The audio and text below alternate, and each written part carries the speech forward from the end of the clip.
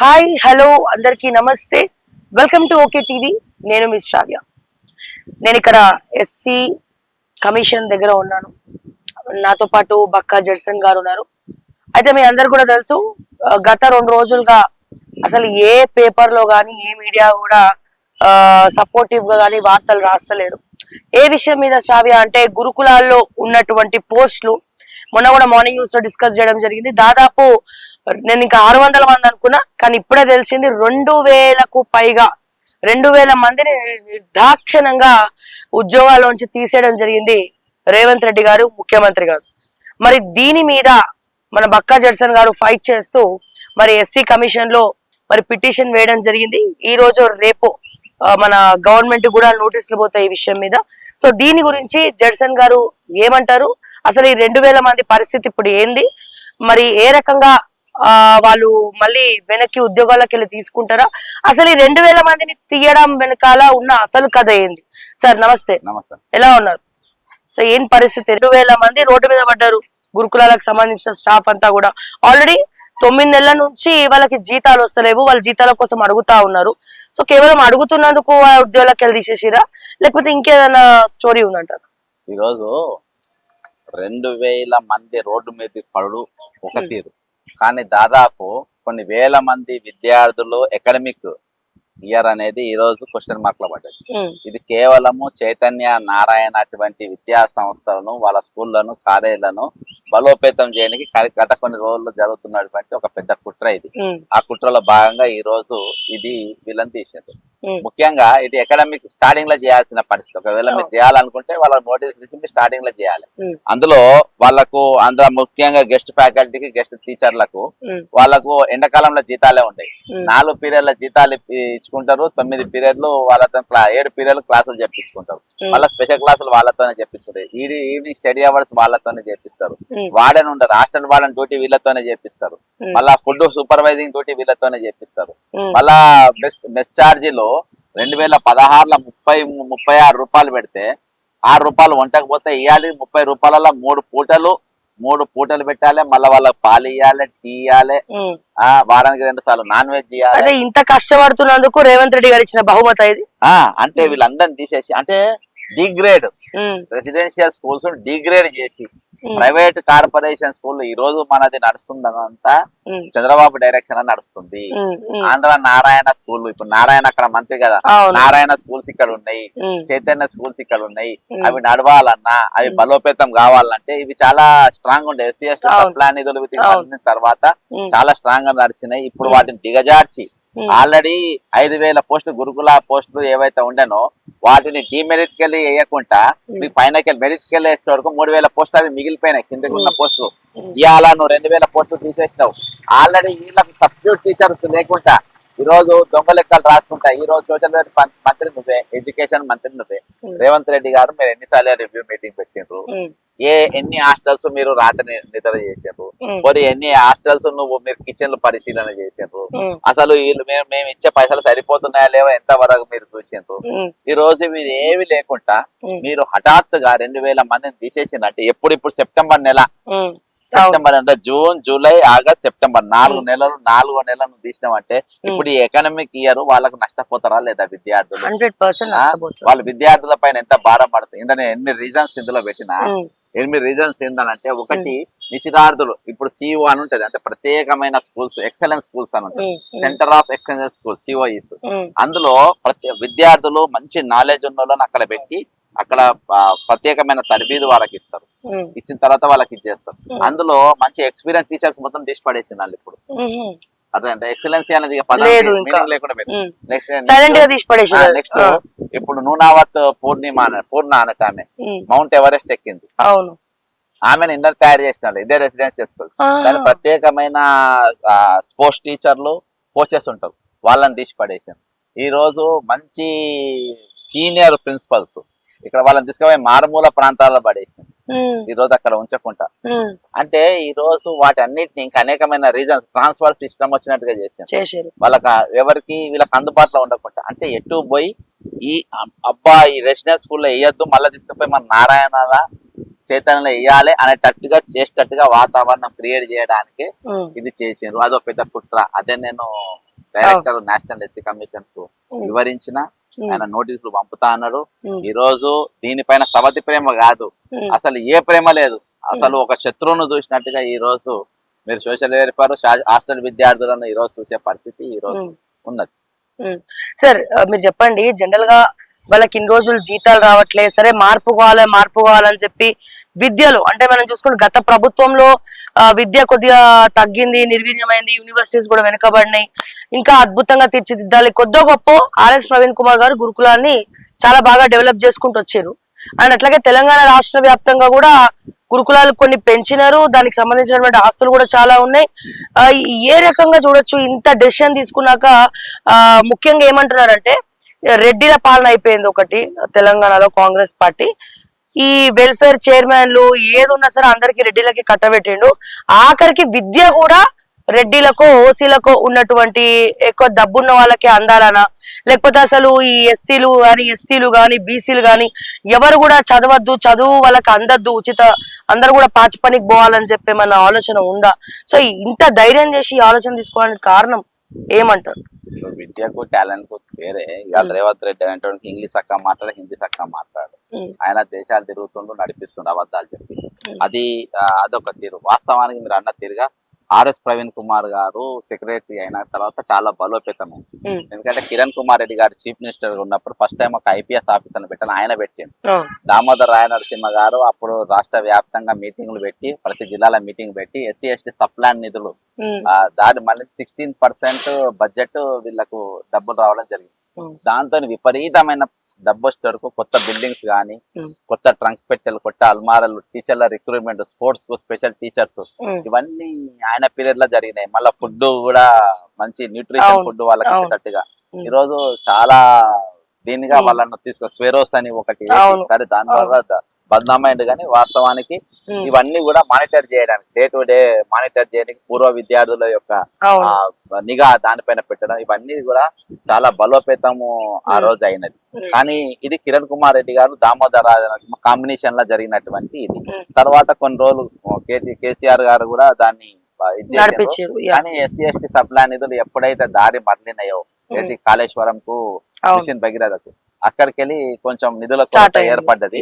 కానీ ఇప్పుడు మాత్రం ఇంకా విచ్చలవిడిగా భయంకరంగా ఈ 9 నెలల మాత్రం, ఎందుకంటే పర్సనల్ గా హాస్టల్స్ కు పోయినా, పర్సనల్ గా వార్డెన్ కలిసిన, పర్సనల్ గా టీచర్లను కలిసిన, పర్సనల్ గా ప్రిన్సిపల్ కలిసిన, ప్రతి 5 సంవత్సరాలకు ఒకసారి బిల్డింగ్స్ రెనోవేషన్ చేయాలి. అంటే అలా వాష్రూమ్స్ క్లీన్ చేయాలి, మరమ్మతులు చేయాలి, బిల్డింగ్స్ సున్నాలు వేయాలి, మీకు అలా ఉన్న ఫర్నిచర్ ఇన్ఫ్రాస్ట్రక్చర్ మొత్తం మార్చాల్సిన పరిస్థితి, రిపేర్ చేయాల్సి, అవి చేస్తలేరు, ముట్టుకుంటారు. ఈ రోజు ఎట్లా ఉన్నది అని అంటే చాలా దారుణంగా ఉన్నది అక్కడ. అందులో మీరు ఇక్కడ విక్టోరియా దుల్సిత్ నగర్ పోతే చాలా దారుణంగా ఉంటది అక్కడ పరిస్థితి, చాలా ఘోరంగా. ఇంకోటి రెంటెడ్ బిల్డింగ్స్ లో చాలా వరకు పెడుతుంది. మనకు ల్యాండ్స్ ఉన్నాక అలా కట్టే పరిస్థితిలో ఈ రోజు లేవు. అంటే నేటి బాలలు రేపటి పౌరులు అంటాము, నేటి బాలలేమో బాలలకు మీరు 36 రూపాయల 3 పూటల అన్నం పెట్టమంటారు. అంటే 30 రూపాయలు 6 రూపాయలు ఉంటే పోతాయి. జైల్లో ఉన్న ఖైదీలకేమో రోజుకు 75 రూపాయల భోజనం పెడతారు. అదే అంట భావి భారత పౌరులకు 36 రూపాయల భోజనం. మళ్ళీ అందులో అన్ని బొద్దింకలు, పురుగులు వస్తాయి, అన్ని అవుతాయి. ఇప్పుడు ఆ 2016 రేటు నువ్వు ఇవాళ ఇస్తే ఈ రానా మనం 2024 ఉన్నాం. అంటే 8 సంవత్సరాల తర్వాత కూడా వాళ్ళు ఎట్లా వెళ్ళిపెట్టగలుగుతారు? నీకు ఆ నాణ్యమైన ఫుడ్ ఎడ దొరుకుతాయి ఆ రేట్లలో. కాబట్టి అవేవి కూడా చేయకుండా ఈ రోజు మూలిగల అక్క మీద తాటికాయ పడ్డట్టుగా రెసిడెన్షియల్ స్కూల్స్ పూర్తిగా నేలమట్టం. డౌట్ ఏంటంటే, సరే రేవంత్ రెడ్డి గారికి ఏమో నక్కతొక్క దొక్కి ముఖ్యమంత్రి అని అనుకోవచ్చు, లేకపోతే వాట్ ఎవర్ ఇట్ ఈస్, కానీ సీనియర్ మంత్రులు ఎందుకు చప్పుడు చేస్తలేరు? శ్రీధర్ బాబు గారు ఉన్నారు, దామోదర్ రాజనరసింహ గారు, ఇప్పుడు ఇందాక మీరే చెప్పారు ఈ సోషల్ వెల్ఫేర్ కావచ్చు, లేకపోతే ఈ గురుకులాలకు సంబంధించి కిరణ్ కుమార్ రెడ్డి గారు దామోదర్ కలిసి దాన్ని ఎగ్జిక్యూట్ చేశారని చెప్పి. మరి దామోదర్ గారు ఎందుకు సైలెంట్ గా ఉన్నట్టు? డిప్యూటీ ముఖ్యమంత్రి అయినటువంటి పట్టి గారు ఎందుకు సైలెంట్ గా ఉండొచ్చు? ఎవరు సలహాలు ఇస్తలేరా, సూచనలు ఇస్తలేరా? ఇంత పెద్ద అన్యాయం జరుగుతా ఉంటే ఎందుకు ఎవరు మాట్లాడతలేరు? ఈ రోజు ఏ మంత్రి కూడా నడుస్తలేదు. 8 మంది అడ్వైజర్స్ చంద్రబాబు నాయుడు నియమించాడు. ఆదిత్యనాథ్ దాస్ ఇరిగేషన్, రఘునాథ్ రెడ్డి మున్సిపాలిటీ, వీళ్ళిద్దరు కాంబినేషన్ లో కలిపి ఈ రోజు హైడ్రా నడుస్తుంది. ఈయన పెట్టి ఎవరిని? రేవంత్ రెడ్డి. అంతే. ఇలా మంత్రుల భాగస్వామ్యం ఎక్కడ ఉన్నది? ఇక్కడ ఉత్తమ్ కుమార్ రెడ్డి గారు ఒక సీనియర్ మంత్రి ఉన్నాక దానికి అడ్వైజర్ ఆదిత్యనాథ్ తోడు ఆంధ్రాకి వెళ్ళి వచ్చిన మనిషి ఈయనకు ఇప్పిస్తారా? రఘునాథ్ రెడ్డి మున్సిపాలిటీలో ఇక్కడ అడ్వైజర్స్ లేరు అయ్యానికి. మరి చాలా వాళ్ళు మంది. ఇంకా 8 మంది అడ్వైజర్స్ పెట్టుకున్నప్పుడు మరి వీళ్ళని ఎందుకు పెట్టుకున్నా? ఇక్కడ 4 అడ్వైజర్స్ ఆల్రెడీ వేసుకున్నాం కదా. ఈ రోజు వేమనారాయణ రెడ్డి ఇంటికాడి పో, మన రెడ్డం బద్నాం చేసాడు తప్ప ఏం లేదు. ఇలా తెల్లారు లేస్తే ఆంధ్ర వాళ్ళంతా చంద్రబాబు నాయుడు ఏజెంట్లు అంతా వేమనారాయణ రెడ్డి ఇంటికాడ ఉంటారు. పొద్దుగాల పోయి చూడు 8 గంటల కెమెరా పట్టుకుని పోయి ఎవరు ఉంటారు? వేమనారాయణ రెడ్డి ఏం అడ్వైజర్లు ఇస్తుండో పోయి అక్కడ చూడు. ఈ రోజు గొర్రెల స్కామ్ మూసేసింది ఆయన్నే, టెలికాం స్కామ్ మూసిపోయింది, అయిపోయింది. పేపర్ క్వశ్చన్ పేపర్ ఇన్వాల్వ్ అయి ఉన్నాడు కానీ సలహాదారుడుగా పెట్టుకొని డైవర్ట్ చేస్తున్నాడు అంతే. ఆయన A3 అయినా ఓటుకునోట్ల A1 Revanth, A2 Chandrababu Naidu, A3 4 Vemanarayana Reddy, ఆయన ఒక అడ్వైజర్. వీళ్ళందరూ కూడా వాళ్ళకి పనిచేస్తారు. తెలంగాణ రెడ్లు ఎవరు బాగుపడతారు, తెలంగాణ రెడ్లు ఎవరు సంతోషంగా లేరు. బద్నాం చేయని కొంతమంది పోస్టులు ఇస్తాను అంటే వీళ్ళ దగ్గర ఉన్న రెడ్లకు అట్లా పడుంటారు. రెడ్డి రైతులు ఉన్నారు, వాళ్ళకి ఏం ఉపయోగపడుతుంది? రెడ్డి కార్మికులు, రెడ్డి నిరుద్యోగులు ఉన్నారు. అంటే కమ్యూనిటీ వాడుకున్నా అంటే దాని ఒక ట్యాగ్ లైన్ గా వాడుతుంది, కానీ వాస్తవానికి దాంతో జరుగుతుంది కూడా ఏం లేదు. మొత్తం ఆంధ్ర పాలన ఆంధ్ర అడ్వైజర్స్ 8 మంది ఉన్నారు, నగర పేర్లతో సహా ఉన్నాయి. ఇలా హైడ్రా నడిచేది Raghunath Reddy municipal administration, urban development. ఎవరు రఘునాథ్ రెడ్డి అంటే ఇక్కడ? ఆదిత్యనాథ్ దేవుడు. తెలంగాణ పైసలు వాళ్ళకి ఎందుకు ఇవ్వాలి? 2400 కోట్ల రూపాయలు తెలంగాణ సొమ్మును ఆంధ్రాకు డైవర్ట్ చేస్తే ఏ పేపర్ కూడా రాయాలి ఇక్కడ. 23వ తారీఖు అయింది డైవర్ట్. ఒక పేపర్ ఎట్లా డైవర్ట్ చేసింది చెప్పండి? ఎందుకు డైరెక్ట్ పైసలు అటు ఏదో పార్ట్ ఆఫ్ కింద జమ చేసిందని చెప్పి మొన్న ఇచ్చారు 2000 కోట్లు. అర్థమైందా? అది ఎట్లా ఇస్తారు, ఎప్పుడు జరిగింది, దాని మీద ఒక చర్చ లేకుండా, పాడు లేకుండా నువ్వు ఇష్టం వచ్చినట్టు నువ్వు రాచరికపు రాజ్యం కాదే కదా. ఒక చర్చ జరగాలి, మనకెంత రావాలి, వాళ్ళెంత తీసుకున్నారనేది. ఇవేవి చర్చ లేకుండా ఈ రోజు ఇష్టానుసారంగా వ్యవహరిస్తున్నారు. ఏదేమైనప్పటికీ ఇప్పటి అవన్నీ ప్రభావం ఈ రోజు గురుకులాల మీద పడే పరిస్థితి తీసుకొని వచ్చింది. ఇప్పుడు ఇదంతా కాంగ్రెస్ కి బ్యాడ్ నేమ్ వచ్చినట్టే కదా. తెలంగాణలో ఈ పాలన చూసిన తర్వాత ఫ్యూచర్ లో కాంగ్రెస్ ని నమ్ముతారా? అందుకని నేను చెప్తున్నా కదా. ఇప్పుడు ఎందుకంటే ఇప్పుడు రేవంత్ తప్పు చేసినప్పుడు సరిదిద్దాల్సింది ఎవరు?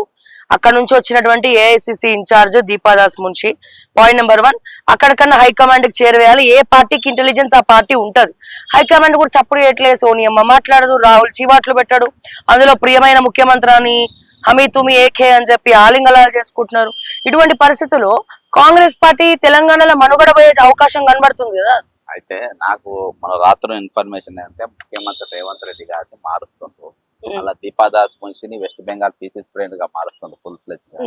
మార్చి ఇక్కడ బఘేలు మాజీ మీరు పోయిన ఛత్తీస్గఢ్ ఆయన తీసుకొచ్చి పెడుతుండ్రు. కేసీ వేణుగోపాల్ ను తీసేసి అశోక్ గెహ్లాట్ ని పెడుతుండ్రు. ఈ 2 మార్పులు కూడా ఎందుకంటే వీళ్ళు ముఖ్యమంత్రికి లొంగేటోళ్ళు, రేవంత్ రెడ్డికి లొంగేటోళ్ళు కాదు. రేవంత్ రెడ్డిని తీసేయనికే వీళ్ళిద్దరిని పెడుతుండ్రు అనేది నాకు క్లియర్ గా ఉన్నది. ఒక ఇన్ఫర్మేషన్ 6 పథకాలు పూర్తి. అందుకే రాహుల్ గాంధీ, ప్రియాంక గాంధీ వస్తలేరు కదా ఇప్పుడు. అవును, రావట్లేదు. వాళ్ళు నిరుద్యోగుల ముఖం చూపియాలి.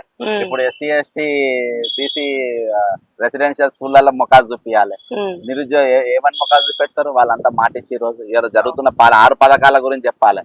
6 పథకాలు పెట్టినాక ఫ్రీ బస్సు పెట్టినాక ఎన్ని బస్సులు కొత్త బస్సులు వేసిండ్రు? కొత్త బస్సులలో ఎక్కి తిరుగుతుంటారు మహిళలు. పాత బస్సులను ఇరుక్కుంటా పోతుంది ఒకరి మీద ఒకరు పడి. అదేందా? కాబట్టి ఈ రోజు 6 పథకాలను పూర్తిగా ఫెయిల్ అయింది. ఆ 6 పథకాలు ఫెయిల్ అయినందువల్లనే ఇవాళ చూపించుకోవడానికి పట్టుకొచ్చింది హైదరాబాద్. ఇప్పుడు విద్యార్థుల పరిస్థితి ఏంది? ఇప్పుడు గురుకులాలు ఇంతమంది ఉంటేనే సార్ వాళ్ళందరూ రోడ్డుకెక్కి కొట్లాడుతారు. మొన్న కూడా మీరు చూసారు, ఆడపిల్లలందరూ రోడ్డుకెక్కి కొట్లాడినారు అంత రంగారెడ్డి జిల్లాలో. ఇప్పుడు వాళ్ళ పరిస్థితి ఏందనేది ఒక క్వశ్చన్ మార్క్. ఇంకా ఘోరమైనటువంటి పరిస్థితులు వస్తాయి. అండ్ అసలు రీజన్ ఏమంటారు? డబ్బులు లేక పీకేసిరా, జీతాలు ఇచ్చుకోలేక పీకేసి నారాయణ చైతన్య ప్రైవేట్ కాలేజీలు లేపనికే, ప్రైవేట్ స్కూల్స్, జూనియర్ కాలేజెస్ కూడా ఉంటాయి. ఓన్లీ ప్రైవేట్ ఇన్స్టిట్యూషన్స్ లేపనికి, ప్రైవేట్ ఇన్స్టిట్యూషన్స్ సాధనకి అవి బలోపేతము నారాయణ మంత్రి ఆదేశానుసారము, ఆంధ్ర వాళ్ళ ఆదేశానుసారము ఈ రోజు ఇవి 2 కూడా వీక్ చేసిండ్రు. అవును సార్, కానీ డబ్బున్నోడేమో మీరు అన్నట్టు పోయి నారాయణలో ఏదో నా పిల్లలు కష్టపడుతున్నారు, కూలి పని చేసినా పంపిస్తారు, కొద్ది గొప్ప కొంచెం ఉంటే. అసలే లేని వాళ్ళ సంగతి ఏంది? చదువుకోవాలనుకున్న వాళ్ళు తాండాలలో ఇప్పుడిప్పుడే తాండాల నుంచి కూడా స్కూల్కి పోతారు. ఇప్పుడు నేను కొడంగల్ పోయినా, అక్కడ 3 తాండాలు, మొత్తం 5 తాండాలు. వాళ్ళ అద్భుతమైనటువంటి ప్రకృతి, పచ్చని పొలాలు, వాళ్ళ ఇల్లులు. ఇప్పుడిప్పుడే మా పిల్లలు స్కూల్కి దోలుతున్నాం అమ్మ, మేము ఎక్కడికి పోవాలి, ఊరేసుకొని చావాలన్నా, మమ్మల్ని చంపేసి మా శవాల మీద కట్టమనండి ఫార్మాసిటీ అని వాళ్ళు ఏడుస్తున్నారు.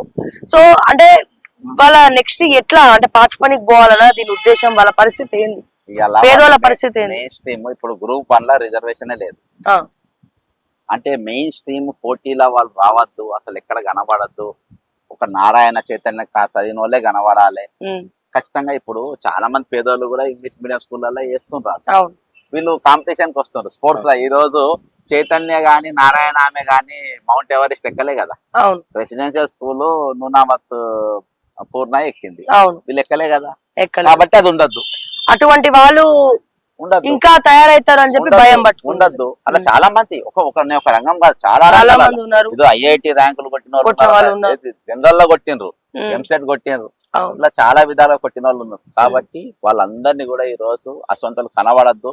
మా కళాశాలలు తప్ప ముఖ్యంగా ఆంధ్రాలో ఎప్పుడైతే చంద్రబాబు నాయుడు ప్రభుత్వం వచ్చిందో, ఇలా రేవంత్ రెడ్డి వచ్చిందో, మీరు మర్చిపోయింది ఇక్కడ కాంగ్రెస్ ప్రభుత్వం కాదు, ఇది కాంగ్రెస్, ఇది టీడీపీ ప్రభుత్వం నడుస్తుంది. అంత టీడీపీ వాళ్ళే, అవును. అంత టీడీపీ. నడిచేది చంద్రబాబు నాయుడు టీడీపీ. అక్కడ పోనీ అక్కడ ఆంధ్రాలో ఆయన పని బానే చేసుకుంటున్నాడు కదా, చేసుకుంటాడు, అదే కదా. ఆయన బానే చేసుకుంటున్నాడు ఆంధ్రాలో. తెలంగాణలో వీళ్ళని చెడగొడుతున్నాడు, తెలంగాణ చెడగొడుతున్నారు. అవును, ఈయన కూడా వాళ్ళ ఏజెంట్ లెక్కనే పనిచేస్తుంది. నీ వాళ్ళని చంపు, ఈయన మీద పేరేమో లేదు. కామన్ మ్యాన్ కలబడు. ఈ రోజు తుఫాన్లు ఖమ్మం పోయిండు, ఒక ఇంట్లో పోయిండు, ఫోటోలు దిగి వచ్చిండ్రు, 200 కార్లలో పోయిండ్రు, స్వేర విహారం చేసిండ్రు, షో చేసిండ్రు, అర్థమైందా, ఫోటో సెషన్ అయిపోయింది. ఘోరం అంటారు పరిస్థితి. పులిహారాల పొట్ల ఇస్తలేరు అక్కడ. ఇస్తలేరు. ఇవాళ నిన్న బట్టి విక్రమార్క కొడుకు బర్త్డే చేసుకుండు, అక్కడనేమో అన్నమో రామచంద్ర అని చెప్పేసి నీళ్ళల్లో ఇండ్లు మునిగిపోయి, గిన్నెలు మునిగిపోయి, వంట సామాన్లు మునిగిపోయి, గ్యాసులు మునిగిపోయి, ఆకలితో వాళ్ళు ఉంటే ఈయన కొడుకుతో బర్త్డే చేసుకుంటాడు. అదే బర్త్డే పైసలతోని వాళ్ళకు ఒక పొట్టము, కనీసం ఒక ఏది మన బిర్యానీ పొట్లం కాదు, పులిహార పొట్లం అని ఇవ్వచ్చు కదా. నువ్వు ఇచ్చినావా? నువ్వేమో ఇక్కడ ఉండి బర్త్డే చేసుకుంటావు, నీ కొడుకు పుట్టినరోజు చేసుకుంటావు, అక్కడ వాళ్ళకేమో నువ్వు కనీసము పరామర్శించావు. ఖమ్మం నుండి ఇంత మంది మంత్రులు ఉన్నారు సార్, ఆయనేమో బైక్ స్టంట్ వేసి దెబ్బ తగిలించుకున్నాడు. ఎవరు? పొంగులేటి ముగ్గురు ముత్తైదులు రియల్ గా ముగ్గురు ముత్తైదులు లెక్క ఎట్లా మీటింగ్ తయారు కాగానే మీరు కమ్మల మీటింగ్ అయింది ఒకటి, హైలైట్ మీటింగ్ ఇది. కమ్మలది మీటింగ్, ఇక్కడ కమ్మల మీటింగ్ లా ఒక్కడు కూడా కమ్మలు పోలే. రేవంత్ రెడ్డి, కోమారెడ్డి వెంకర్ రెడ్డి, తుమ్మలగొల్లు లేడు, పక్కన ఈ రెడ్డి ఉత్తమ్ కుమార్ రెడ్డి కాదు, ఆయన పొంగిలేటి. ముగ్గురు రెడ్లు పోయి ముత్తైదులు లెక్క వరుస కూర్చున్నారు. చౌదరి అలా రేణుకా చౌదరి లేదు, తుమ్మల నాగేశ్వరరావు లేదు. అంటే మనం అంటున్నాం కదా, ఈ రోజు అన్ని కూడా ఎక్కడికక్కడ అన్ని హైజాక్ చేసి ఈ రోజు వాళ్ళు కూర్చున్నారు. ఇంత మంది మంత్రులు ఉన్నారు, అరే వాళ్ళకి పుల్యాల పొట్లం ఇయ్యలే, ఒక అన్నం ఇయ్యాలి. అట్లీస్ట్ లాస్ట్ టైం అయినా జర బాగుండే కదా, ఇప్పుడు వీడు ఇది కూడా పట్టించుకోవట్లేదని వాళ్ళందరూ ధర్నా చేసి మళ్ళీ ఇంకో ఆకలి అన్నందుకు పోలీసులు లాఠీ చార్జ్ ఏందో అర్థం కాలేదు. అంతే, లాఠీ చార్జ్ చేయడం వాళ్ళ మీద. అంతే చెప్తున్నా కదా. ఇవాళ మళ్ళీ ఒకసారి ఇవాళ ఎట్లా కాంగ్రెస్ వాళ్ళు నన్ను ముఖ్యమంత్రి పదవికి కూడా బిత్తుండ్రు. కాబట్టి నేను కనబడ పోతే ఈ పార్టీ ప్రతిష్ట మొత్తం తీయాలని ఉద్దేశం. ఇప్పుడు ముఖ్యమంత్రి ఒకవేళ తీసేస్తే నెక్స్ట్ ముఖ్యమంత్రులు రాజగోపాల్ రెడ్డి ఏమో ఉత్తమ్ కుమార్ రెడ్డి అని చెప్పి మొన్న ఏదో అన్నాను ముఖ్యమంత్రివే అని చెప్పి ఏదో కొంచెం లేపిండు ఉత్తమ్ కుమార్ రెడ్డి గారు. బట్టి గారేమో నెక్స్ట్ నేనే సీఎం అని బట్టి గారు ఆశపడుతున్నారు. కానీ ఇక్కడ నేను అడిగేది ఏంటంటే సార్, ఫైనల్ క్వశ్చన్, బట్టి గారు మారిపోయారు.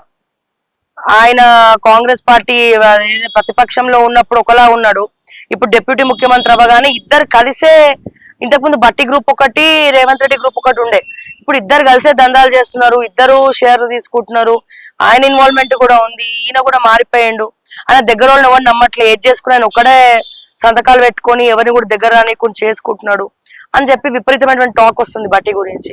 సో మీరేం చెప్తారు? బట్టి గారు మొత్తం మారిపోయారని అంటా ఉన్నారు. రెసిడెన్షియల్ స్కూల్ స్టాఫ్ తీసేయడాని మీద ఫస్ట్ మాట్లాడాల్సింది బట్టి విక్రమార్క. సరే ఏమున్నా కానీ ఈ రోజు బట్టి విక్రమార్క షాడో ఫైనాన్స్ మినిస్టర్ వాళ్ళ భార్య పనిచేస్తుంది, వాళ్ళ భార్య కాదంటారు కదా, అసలు ఆమెకు సంబంధమే లేదు. సంబంధం లేదు. ఫోన్ బయటకు తీస్తే బయటకు వస్తుంది. పబ్లిక్ అనుకునే నేను చెప్తున్నా, జనంలో ఈ టాక్ నడుస్తుంది. రేవంత్ రెడ్డి గారి వాళ్ళ తమ్ముళ్ళు ఉట్టిగానే రాదు టాక్, వాళ్ళ తమ్ముళ్ళు నడుస్తుంది. రీల్స్ ఏవి చూసినా ఆమెనే వస్తుంది కదా, రీల్స్ తెల్లారు చేస్తే అంతా ఆమెదే కనబడతా ఉంటుంది, ఆమెను పోయి కలుస్తుంటారు. వాళ్ళ తమ్ముడు కూడా ఏదో ఇన్వాల్వ్ అవుతున్నట్ట. కాబట్టి ఈ రోజు ఇద్దరు కూడా పదురుకొని పంచుకునే పరిస్థితి వచ్చింది. మన అధిష్టానం ఏ విధంగా అంటుందో ఏదో అనుకుంటుందో గానీ, ఇంతవరకు ఎవరు వచ్చినా గానీ బట్టి రేవంత్ ఇద్దరు కాంబినేషన్ లా తెలంగాణ కాంగ్రెస్ పార్టీ అనేది ఫెయిల్ అయింది, అట్టర్ ఫ్లాప్ అయిపోయింది, ఫ్లాప్ అయింది. ఖచ్చితంగా రేపు ఒకవేళ ముఖ్యమంత్రిని వేసుకున్నా గానీ జర గాంధీ ఫ్యామిలీకి వచ్చి ఇక్కడ ముఖాలు చూపించేటట్టుగానే ఉండేటట్టుగానే ఉండాలి. ఇలా ముఖం లేదు వాళ్ళకి రానికి, తుఫాన్లు వచ్చినా రాలేకపోతున్నారు. కేరళకు పురికిండ్రు అన్న చెల్లెరు, మరి తెలంగాణకి ఎందుకు రాలే? అవును. రేవంత్ రెడ్డి అట్లా చేసిండు, వాళ్ళ ముఖాలు లేకుండా చేసిండు. సార్ మెయిన్ క్వశ్చన్ అడగడం మర్చిపోయినా, అసలు జీవో అథారిటీ ఉందా సార్ గవర్నమెంట్ కి అట్లా నిర్దాక్షిణంగా ఎంప్లాయీస్ ని తీసేటువంటి జీవో ఏదైనా ఉందా? ఇగో మీరు తీయాలంటే ముందు నోటీస్ తీయాలి, వాళ్ళ జీతాలు ఇవ్వకుండా ఇవ్వాలి. ఇంట్లో 100% ఎకనామిక్ మధ్యలో రన్నింగ్ లో పోతుంటే నువ్వు మధ్య ప్రయాణంలో ఆపి నీకు ఏది నౌకరు తీసేసినానంటే విద్యార్థులు, నేను ఉద్యోగుల తరపున ఆలోచిస్తలేదు, విద్యార్థులను నువ్వు రోడ్డు పైన గుంజేసినావు కదా, సరే ఉద్యోగులను నువ్వు అన్యాయం చేసినావు. ఇలా టార్గెట్ ఏంటంటే నీతి కనబడుతుంది, ఓన్లీ టు సపోర్ట్. నేను అదే చెప్పినా, నా సబ్జెక్ట్ కూడా అదే రాసిన, only to support private organization, to benefit private corporate schools and colleges, అంతకు మించి ఏం లేదని చెప్పిన. అదే టార్గెట్, ఆ టార్గెట్ విధంగానే పోతుంది. Yes, thank you sir, thank you so much. So విన్నారు కదా, ఇది గురుకులాల సమస్య, ఇది అందరి సమస్య. విద్య అనేది ఇప్పటికే రోజు రోజుకి మొత్తం కూడా నిర్వీర్యం అయిపోతా ఉన్నది. అందులో బడుగు బలహీన వర్గాలు ఇప్పుడిప్పుడే బయటకు వచ్చి చదువుకుంటా ఉన్నారు. సో ప్రభుత్వం అన్ని రకాలుగా అటువంటి వాళ్ళందరికీ కూడా సపోర్ట్ చేయాలి. గొప్ప గొప్ప వాళ్ళు ఉన్నారండి, నేను చెప్తున్నాను, సీనియర్స్ చాలా మంది ఉన్నారు. ముఖ్యంగా ఎవరు గురుకులాల్లో చదివి పెద్ద పెద్ద పొజిషన్స్ లో ఉన్న వాళ్ళు అమెరికాలో చదువుతున్నారు, వివిధ రంగాల్లో కూడా దూసుకపోతా ఉన్నారు.